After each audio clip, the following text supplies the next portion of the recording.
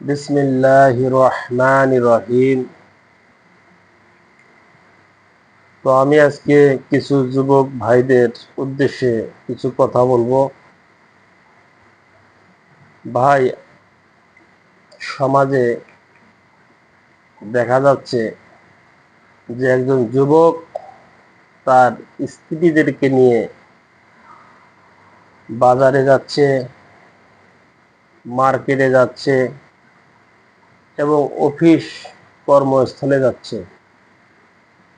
আসলে ভাই, স্ত্রী হচ্ছে আপনার, স্ত্রীকে কন্ট্রোল করার দায়িত্ব হচ্ছে আপনার।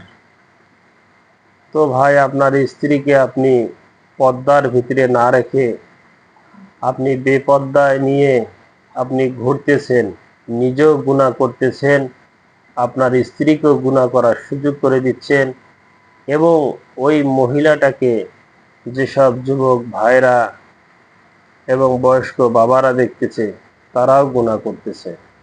তো ভাই, আপনি যদি আপনার বিবিকে একটু পর্দার ভিতরে নিয়ে চলাফেরা করতেন বা অফিসে নিয়ে আসতেন বা অফিস করাচ্ছেন, চাকরি করাচ্ছেন, একটু পর্দার ভিতরে যদি চলাফেরা করতো তো ওই মেয়েটাও লাভবান হতো, আপনিও লাভবান হতেন এবং আল্লাহ পাকও খুশি হতেন।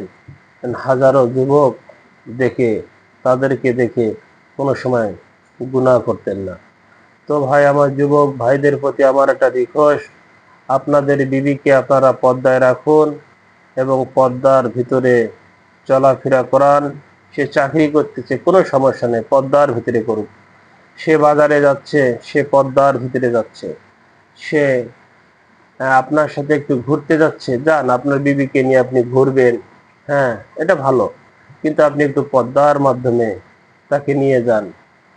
তো ভাই, আমার ভিডিওটা দেখার পর অবশ্যই আপনার এই বিবি যদি এই বিবিকে যদি আল্লাহ পাক হাসরের মাঠে প্রশ্ন করে, তুমি কেন বেপর্দায় চলাফেরা করেছো, এই বিবি আপনাকে ফাঁসিয়ে দেবে যে আমার স্বামী আমাকে যেভাবে চলতে কইছে আমি সেভাবেই চলছি, তাহলে এখানে আমার কোনো অপরাধ নাই। ভাই, তখন আপনি হাসরের মাঠে আপনি ভাই এড়ে যেতে পারবেন না।